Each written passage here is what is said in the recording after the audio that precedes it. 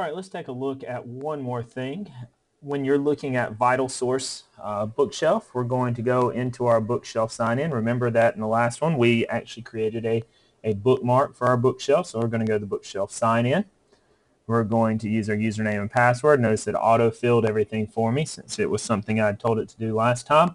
And we have our book that we added in the last step, and we're going to look on how to utilize Bookshelf offline on your Chromebook. Yes, there is one problem, major problem with Bookshelf on a Chromebook, is that Bookshelf does require a internet connection.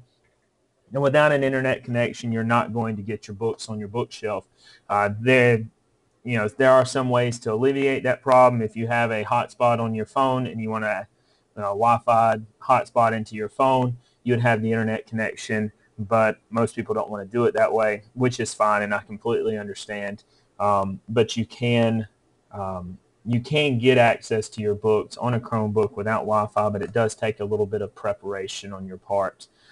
You can still get your VitalSource books on your Android tablet, iOS tablet, your phone, or a Windows-based, Mac-based laptop or desktop. But if you're wanting to use your Chromebook for everything without Wi-Fi access, the easiest way to take care of this is if you'll open the book that you're wanting to get access to and navigate to the pages that you're needing to get to, because this won't be a constant thing that you're going to want to get to these things offline. But you can go to the book that you're wanting to, the page that you're wanting to get to, and let's say that we're looking that we're going to need Unit 3, Chapter 12, which is going to be pages 211 to 237.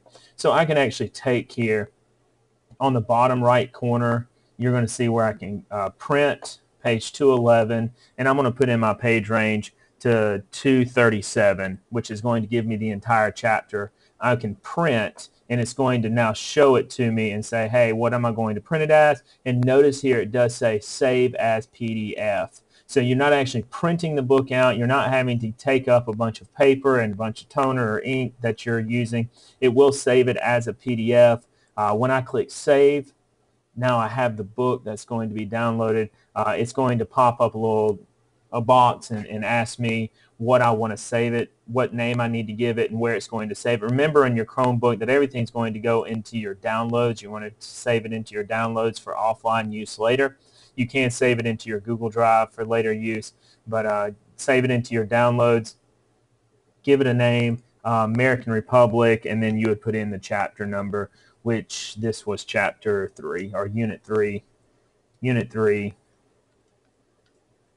Chapter 12, I believe. So I can change the name of it, put it in my downloads folder. If you have something else in your downloads folder, we want to create a specific folder for American history. So I can create a folder for American history. And you'll notice I'm putting underscores. You don't have to do that. It's just a habit of mine. I don't like spaces or things in my file names or my file folder names, so I just put underscores. So I'm going to put a save, and now all of a sudden I've got this for offline use. So if I wanted to go for offline use without, whenever I'm not with internet access, I would end up navigating to my launcher, my all apps, and then files, and I'm going to be able to find that in my downloads. There's the American history and then the PDF, and it's going to open it up. Now it will open it up into a browser window, but you don't have to have internet access in order for it to open. You're going to notice across the top also it gives me my print date and who printed it, and that's personal private use only. You can't be reproduced, and you're not supposed to be handing this out. Now you'll notice that it did allow me to print a large range.